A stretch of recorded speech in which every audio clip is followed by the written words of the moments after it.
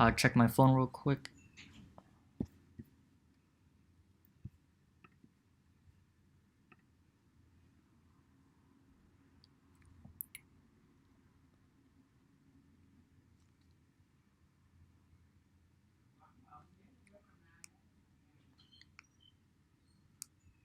Alright, live stream is on.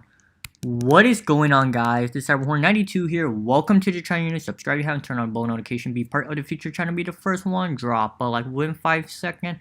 Today's video going to be Yu-Gi-Oh content Friday, Saturday, and Sunday. And I would like to do a Yu-Gi-Oh podcast as a pro player, aka one of my good friend. And would you like to introduce who you are? Hey, what's up, guys? My name is Kenny Nguyen. And yeah, I just came on to do a short video, just help out my friend Robin, you know? Thank you. Would you like to introduce yourself besides your top, like what do you do as a living besides playing this card game? Yeah, so I'm just a full-time student, and I've been working part-time now for maybe about a year and a half. Just doing various different jobs, like working retail and doing security work. It's really nice because it gives me a balance of school and playing Yu-Gi-Oh! But I guess now that's not really a concern, you know, because there's no Yu-Gi-Oh! Besides online? Yeah, so, yeah, besides online, which we can, talk about a little bit. Yep. If you want to get into that. Since you're a student, what's your major, by the way? I started as a English major, and then I kind of moved on to like psychology. Okay. But I'm still looking at different other majors, maybe one with like better pay, especially since I live in the Silicon Valley Bay Area in California, and Yep. living expenses here are not a joke. It's not like you can do whatever you want. You know, it's like highly recommended that you get a well-paying job to That's true. be able to afford living here. So I've been exploring my options a little bit. But besides that, yeah, no, I just work on the weekdays, and then on the weekends I have just been hanging out playing and dueling book too. And when I have some time, I really enjoy watching the different tournaments that has been hosted by like other people.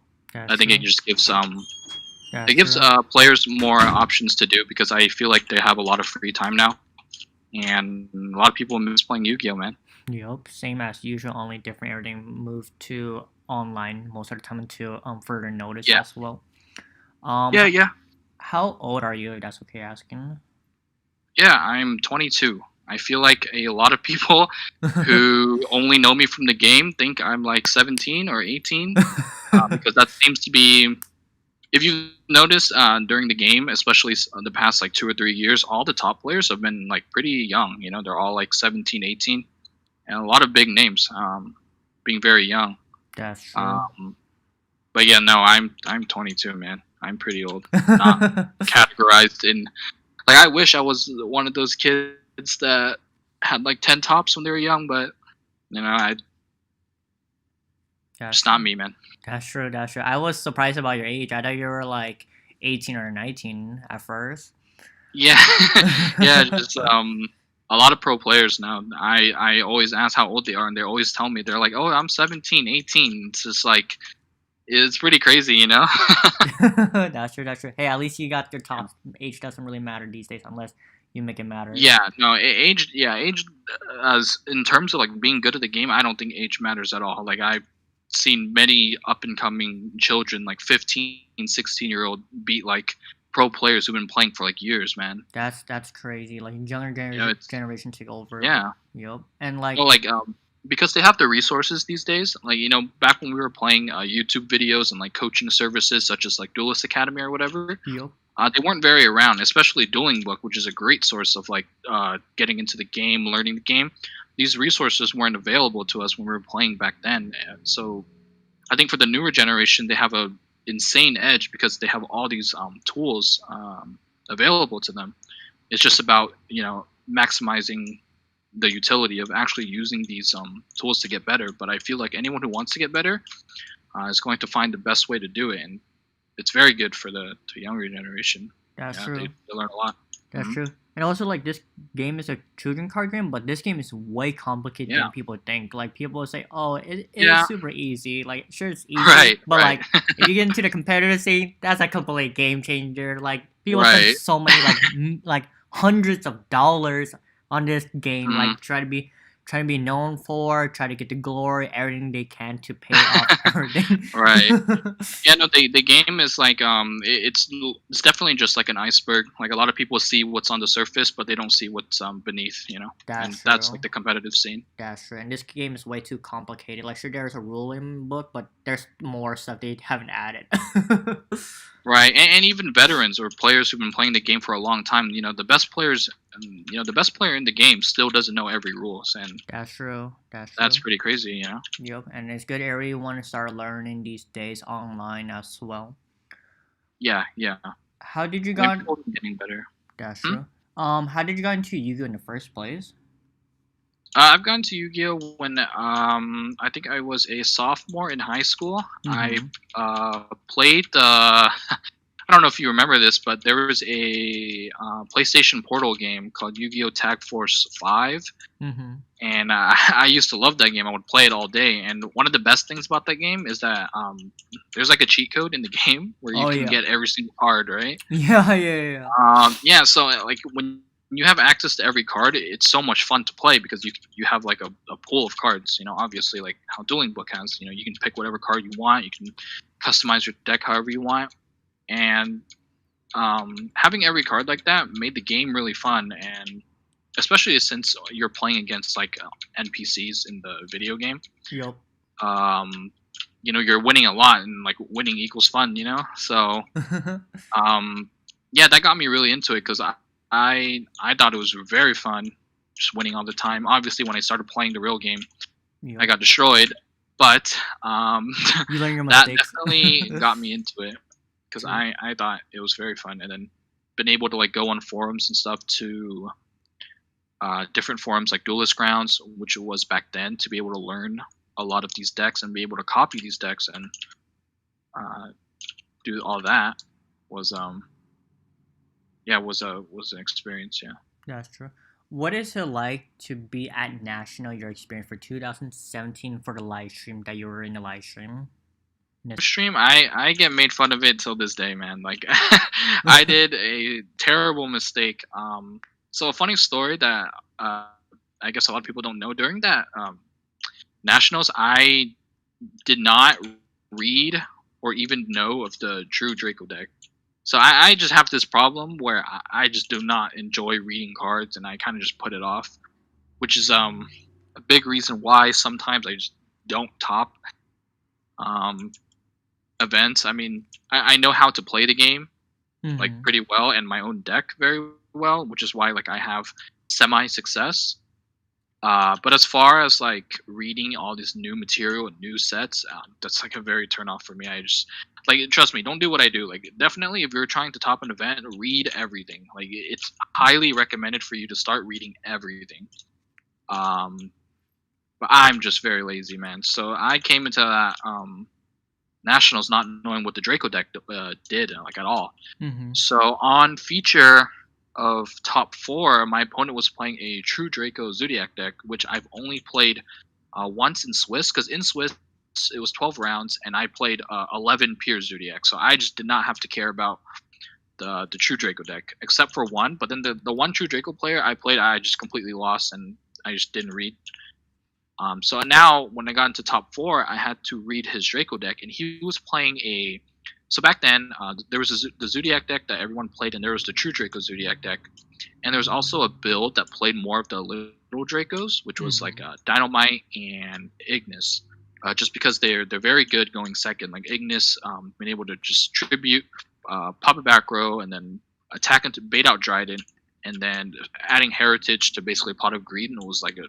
So people were very attracted to playing that version of True Draco with like the Little Dracos, and I just did not understand the concept of that deck. Like I was like popping Ignis, I was like letting things resolve where it shouldn't resolve, and I had, man, I had all the resources and cards. I drew well too. I did not like, I did not Think. draw poorly. you know. True.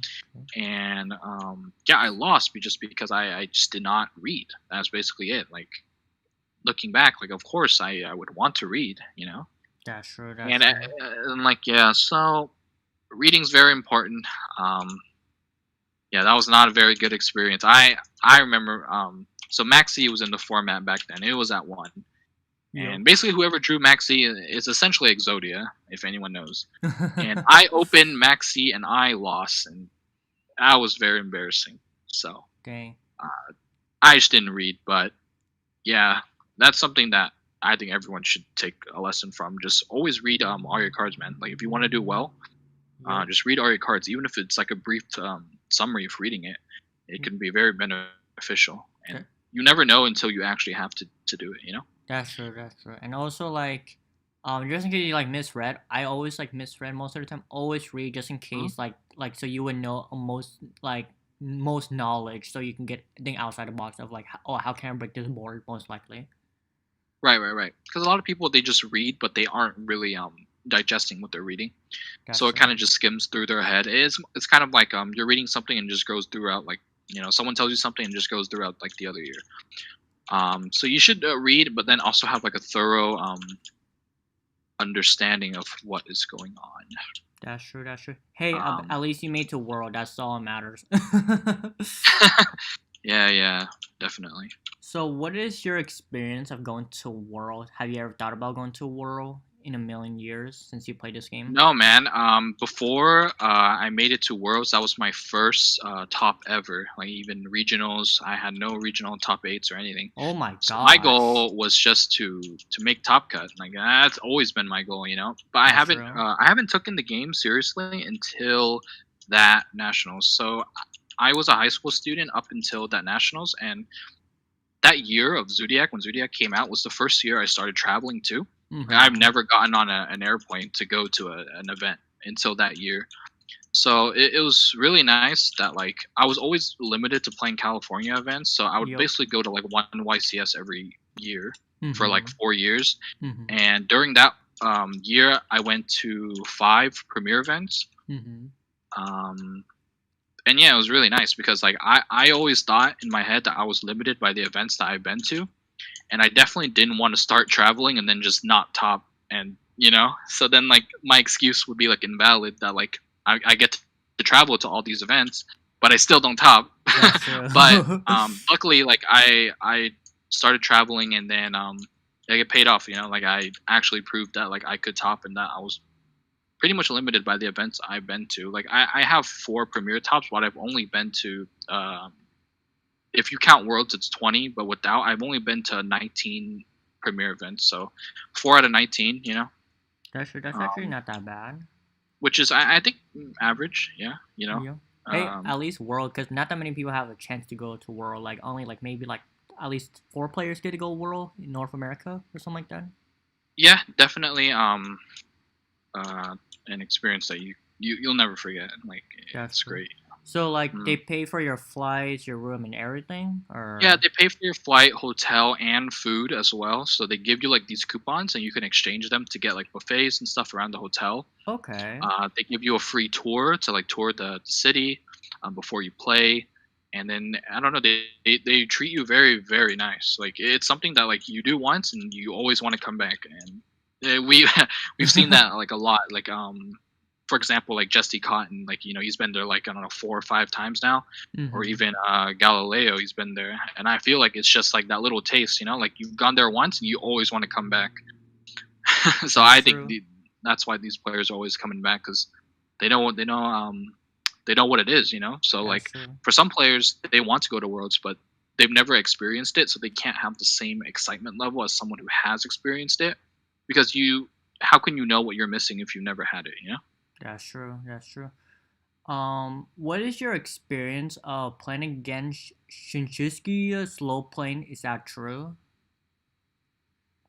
Yeah, in our match, he did a play which I thought he was cheating. Mm-hmm. To this day, I don't know if it was intentional or not, but essentially the ruling was he used I believe it was a Oviraptor that had no more targets left in the deck, and he Mhm. had Lost World, and essentially you can chain block to dodge Solemn played at Worlds. So Mhm. I had Solemn Strike set, and he had a Lost World face up, and he summons Soul Eating Oviraptor, Mhm. and the way you play around Solemn Strike is you just chain block it. So you make Lost World Chainlink 2 and Oviraptor Chainlink once to play around Solemn Strike, Mhm. and so I couldn't Solemn Strike, so I don't do it. And then he says he's chain blocking, which is like which is normal, like people do that all the time. Mhm. So I'm like, okay, whatever. I'll just strike the miscellaneous or the ultimate Tyranno Conductor. That's fine.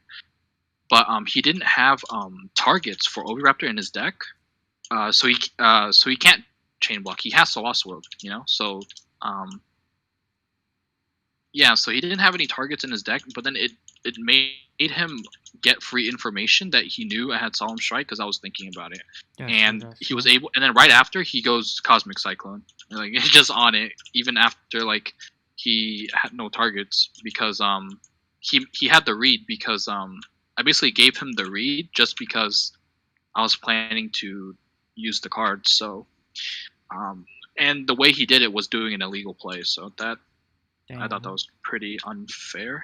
Dang. I'm sorry to But to hear this that. day, yeah. But it's like I don't know if he genuinely thought that he had targets or not.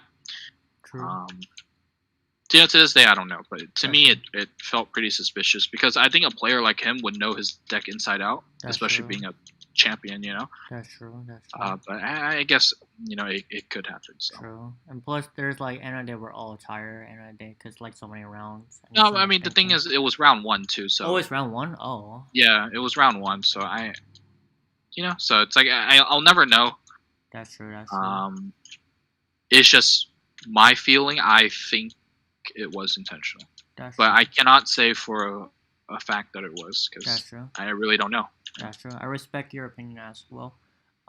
What is your favorite card in Yu-Gi-Oh and why is that? Favorite card? Well, I've had a lot of success with the Sky Striker Yup, deck, the so most known definitely Sky something in Striker. the Striker deck. I mean, I hate to say Ray because it's very generic. Everyone's like, Ray's my favorite card, man, and so on and so forth. But it definitely has to be something in the Sky Strikers, man. Like either Ray, Kagari, or something Engage. like that. Yup. Engage, yeah. It's definitely, I think, my favorite deck of all time. It's either that or Zodiacs. That's true. But I think, That's yeah. true. But I think the Sky Striker deck for me is, I like it way more Then all the than other deck. Zodiacs. Yep.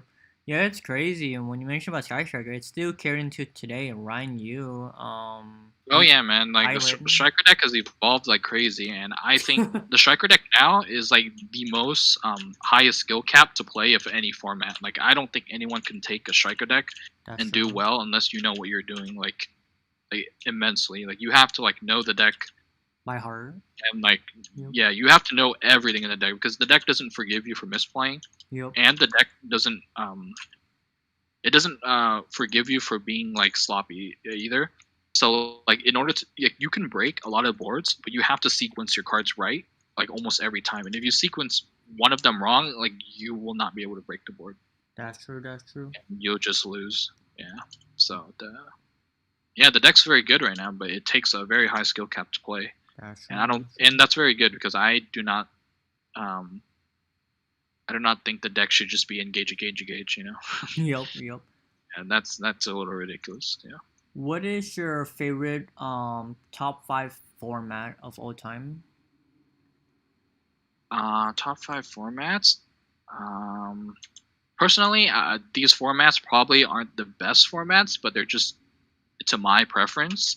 Mm-hmm. I would think the Sky Striker format, where we had 3 Widow Anchor Mm-hmm. and 1 multi roll, like Mm-hmm. that was YCS Portland. I think that format was pretty good, just because there Mm-hmm. was a lot of decks. Because Thunder Dragon just won the previous event, That's true. and then the next event, Sky Striker won. And I remember that top cut had like Thunder Dragons, it had Orcus, it had Pendulums, it had Striker, it had all these different decks, and I haven't seen that in a minute. So I think that format was very good. And also, I got to play Sky Strikers, so that just made it a little bit better. And um yeah, I don't know, maybe Zodiac format was very good because I had a lot of success in it, and I True. thought the Zodiac mirror was very good because a lot of people I think they use barrier wrong, and a lot of people don't play around barrier, Mm-hmm. and I think the better players took advantage of that. That's So I true. thought that format was very good also. That's true. That's And I true. don't know, man. It has to be either. I mean, I can name two off the bat, but I'm pretty sure it has to do something with Sky Striker or Zodiac. I guess I can't very Mm-hmm. pinpoint it, but I really like those two. I respect that. I respect that. Least favorite format, would you say? Least favorite format I think is the Firewall with Danger FTK. I just Oh, hate that yes. format. Yeah, dude. Yeah, man. Like I don't think I even got FTK'd that much that format because I knew how to play against it. Mm-hmm. But man, dude, I just hate sitting through combo, man. I don't know what it is. Some people can do it. I just can't, man. Like the moment they start going like Armageddon Night effects, send malicious, I'm like, dude, I'm about to sit here for the next 10 minutes watching you like play with yourself, OTK, basically. then just sit Yeah, and and cry. yeah, man, it's just like, dude, I do not want to sit here. And every time people go Armageddon and send Mally, and I don't have a hand trap, I just scoop in. Like I'm not going to sit here, Yup, that's true. and That's I true. just hate playing the game that way. And I guess to a certain extent, it's still like that with the Adamaspator deck and Secret Mm-hmm. Elish deck. But I think they're more prone to hand traps, whereas like the Goki deck, man, you not only were they like prone to, not only like could they naturally play through a lot of hand traps, Mm-hmm. but they had like 3 Called by the Grave and 3 midfield breakers. So it was like the chances of you even hand trapping them were just so low. So That's true. That's true. Yeah, I think that was much more ridiculous. that's true. Yeah, I don't like. I also agree with you. Like everyone doesn't like a deck that like win like maybe 95% or 99 something percent a win ratio that like literally Yeah. FTK. Cause Because usually an FTK deck always has a consistency problem or like a problem of like getting through a lot of hand traps. And when an FTK deck or a combo deck doesn't have those issues, I think that's it's starting to become annoying because you can't even side for it because that's they true. there's just too much. Like they can just power through everything, and when you have a format like that, like it's very lame. I don't like it. That's true. That's true. I Like agree. I will compromise with combo. Like I don't Mm-hmm. mind having combo in the format if like I open 2 to 3 hand traps, I can stop it. Yep. But if I open 2 to 3 hand traps and they just go midfield breaker, it's just like it doesn't matter. That's true. That's true. Yeah. So What is your favorite event and why is that? for sure, just Nats, man. That's Yeah, true. That's that true. is yeah. Not only did I go to Worlds, but like man, like I That remember was a your lot of my first friends top. Yep. were pretty hyped for me, and I think that was it was a great feeling, dude. Yeah. Yep. You have also similar I think I'm pretty sure you might know this player that went to World as well. You know Cory Mccuffee. I believe that was his first national top ever. Hmm. Like, yeah, you guys have Yeah, similar in yeah, common. no, yeah, no, like yeah, it's sad what happened to him, but man,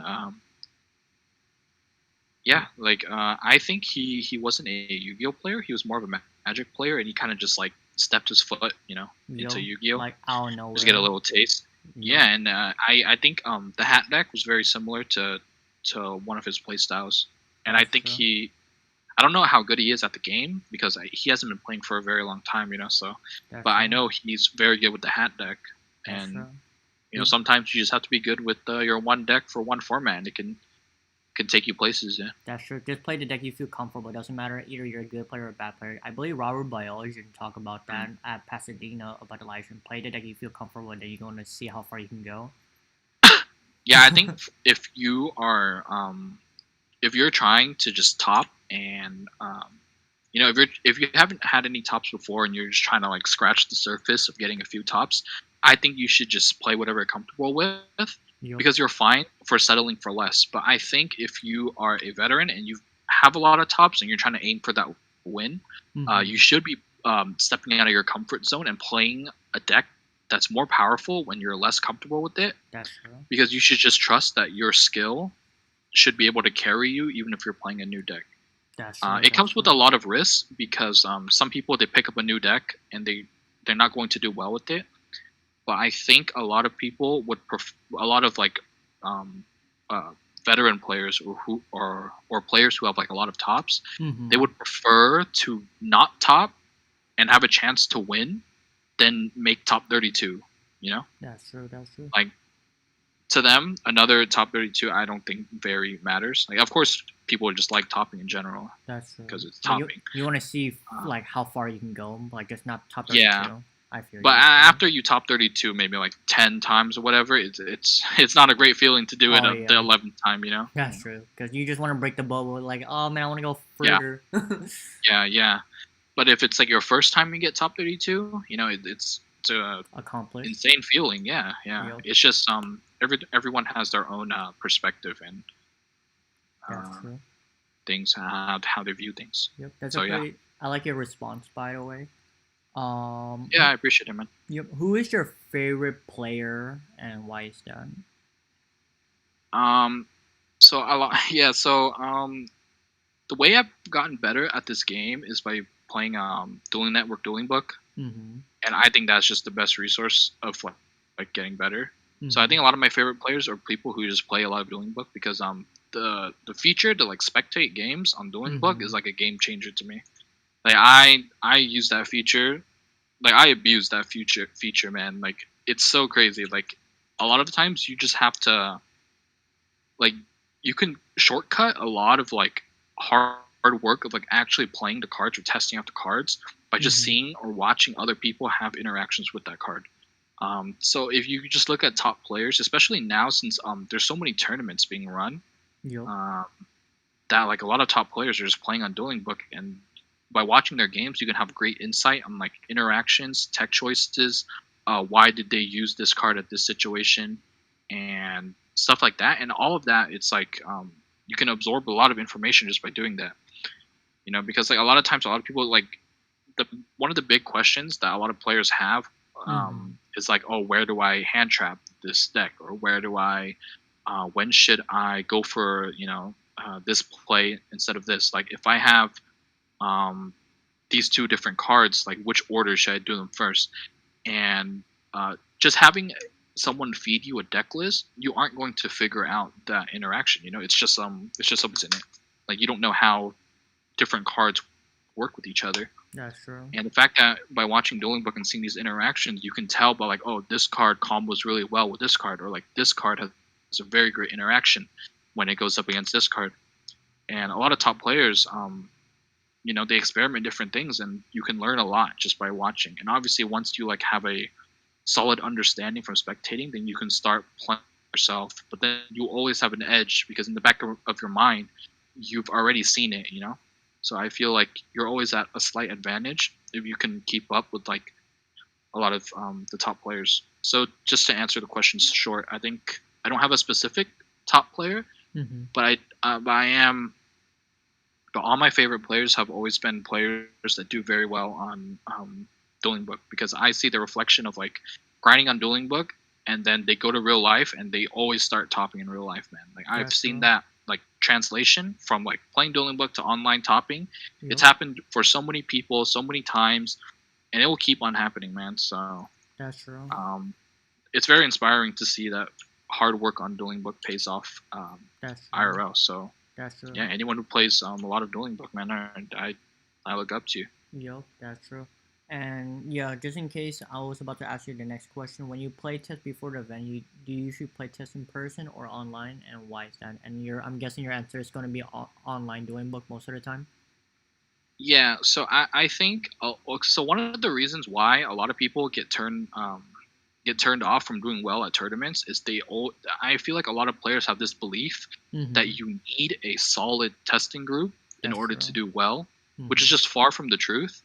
Because That's I true. think a lot of people cap themselves because they have like um, they have this mindset where it's like, oh, I don't think I will do well because I don't have any friends that want to test with me.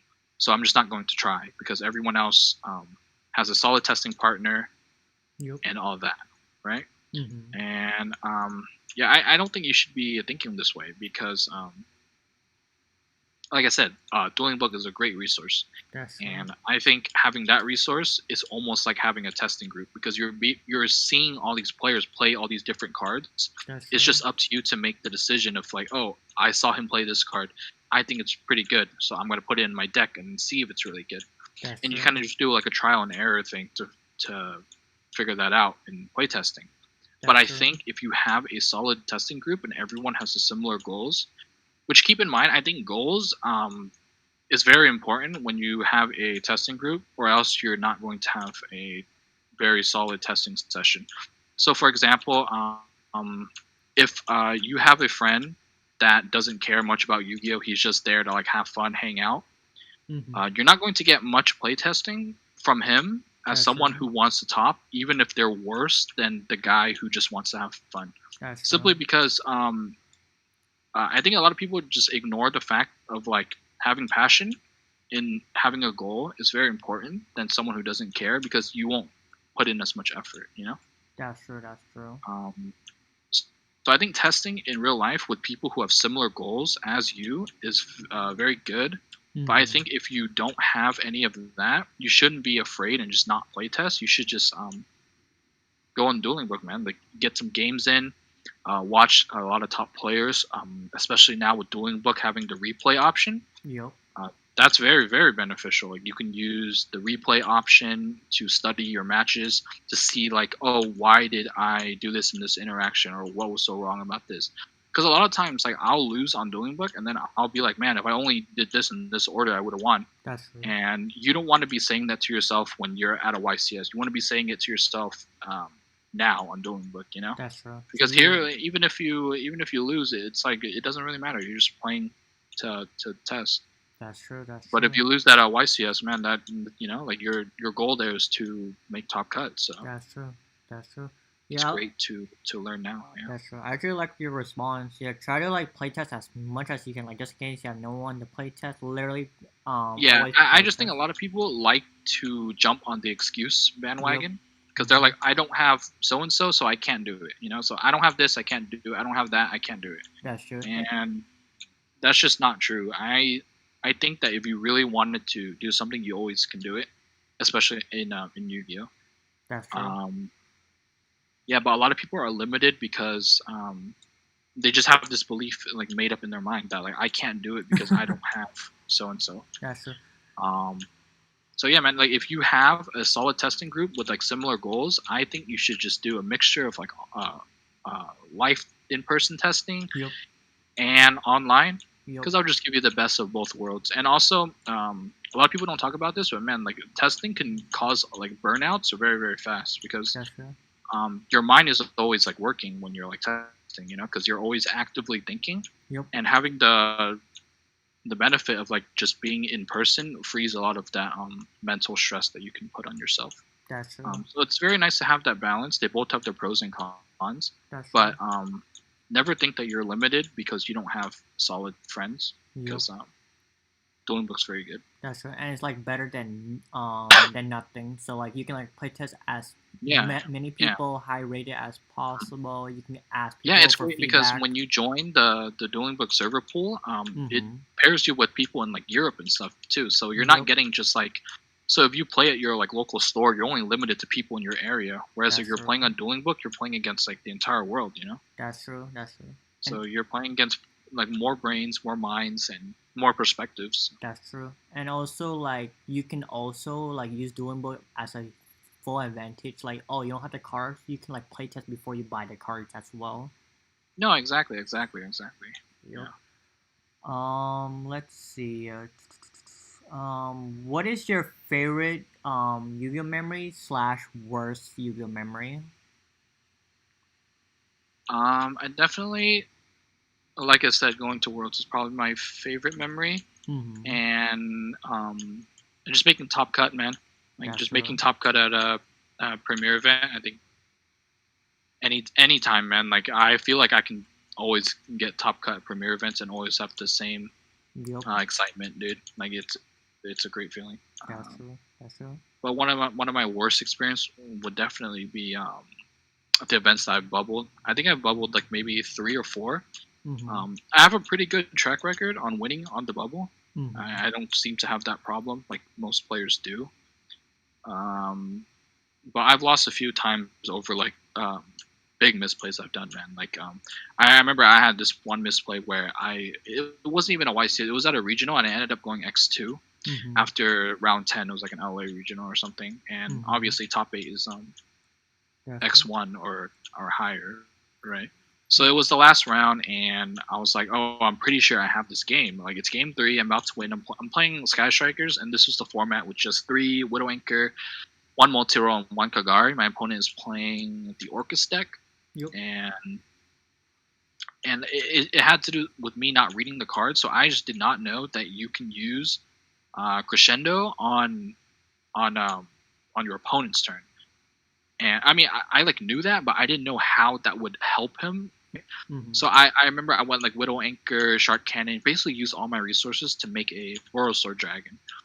And, Borosaur Dragon equals, GG, gets the game, That's So I true. was like, That's okay, true. he has no cards, he has nothing in grave, he doesn't have Babble, the field spell, to bring anything back. Mm-hmm. But while I was going for game, he goes Endo in battle phase. So I'm like, okay, whatever. It doesn't really matter. He just adds a random card, and I still attack him. And he searches Gizmek, the Serpent Slasher card, Yep. Mm-hmm. and the Gizmek let him block an attack, so he lives another turn. Mm-hmm. Because yeah. So I was like, oh my god, I use all my resources, and it's not game.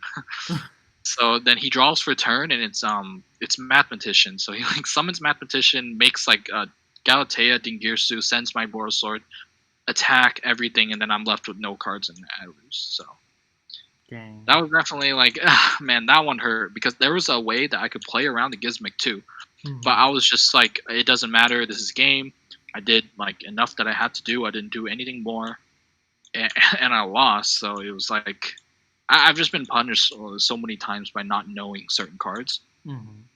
And yeah, that's definitely my worst memory, man. Dang. I'm sorry to hear that. Hey, at least we learn our mistakes. No one is imperfect. No, it's all good, man. It's just like there was no way for me to do anything because that interaction just wasn't in my brain at all. So like it doesn't matter how hard I thought, I wouldn't be able to come up with that because it just was not in my brain That's true. to know. Favorite and favorite movie, would you say? Just Yu-Gi-Oh related? It can be anything in general, not just Yu-Gi-Oh. Mm, I don't know, man. I think that's a pretty broad question. I don't know, man. I'm pretty down for anything.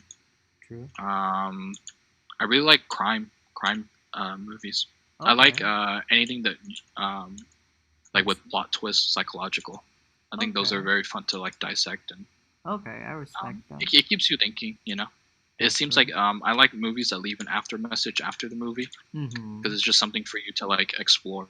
And That's true. I think if you're thinking about a movie constantly like that, it's a it's something that stays into your mind for a while. That's true. That's true. Do you have Yeah, man. any hidden talent besides this card game? Anything in general? Man, I wish I could give you an answer, man, but I don't think I can give you an answer on that one. Alright. Like no sports or anything besides this game? Nah, man. I mean, I played in the varsity badminton team when I was in high school, and varsity swimming team. I was very good at doing those. But like but when you say talent, just being naturally good, no, man. Like It's cool. It's cool. anything that I get like decent at or okay at, I probably put in like at least over like 200 hours at most. Like there is nothing in this world that comes to me naturally, man. So That's true. I respect that. yeah, I have to. Like, if I want to get good at something, I have to try very hard. Like I am not a natural like anything. That's true. That's true. Favorite food and why is that? Oh man, you give me these generic questions, dude. They're too broad. I can't give you a solid answer, man. It's cool. It's cool. Yeah, Um. I guess Asian food, something along that line. I can't Okay. give you an exact answer, man. All right. It's cool. And last question. Who is your favorite YouTuber that you watch? It doesn't have to be Yu-Gi-Oh related if you want to. Um, one of my favorite YouTubers right now is probably Moist Critical. Mm-hmm. I think his videos are pretty funny. I'm very down for his type of humor. But Yu-Gi-Oh related, I don't watch much, but I think I really like Farfa. I think his content's very entertaining. Like if That's I true. do watch some Yu-Gi-Oh content, I'm definitely looking for comedy most of the time, just That's because true. I'm not very into like watching pack openings or like deck profiles or like stuff like that. That's So I'm true. looking for more of like comedy content That's true. et cetera, et cetera. So I think Farfa does a very good job in that department. That's true. That's true. Well, that's all the questions. We'd like to say thank you. You guys made it to the video all the way to the end. I'd like to say thank you. Before ending this video, I'd like to say thank you for your Yeah, time, man. Kenny. Would you like to say Ah, no anything? problem, dude. I'm really glad to be able to help out your channel, man. I hope Thank you. you keep doing the podcast. I'll definitely be tuning into some of your streams, dude. Thank you. Thank you. That means a lot. And you want to say anything, last words, or that's about it? No, no. I just shout outs to Team Royalty, my team, and Just Flip TCG. Uh, Obviously, not in service now because of the COVID, but if you're ever in the um, Bay Area in California, definitely check us out. We do more than just Yu-Gi-Oh, different other games, products, tournaments every weekend. Obviously when things come back to normal. Yo. And it's just probably the best store you can find in the area in here in Northern California. That's true. Yeah. But besides that, I think that's it. Alright, sounds good. This Cyberhorn 92 is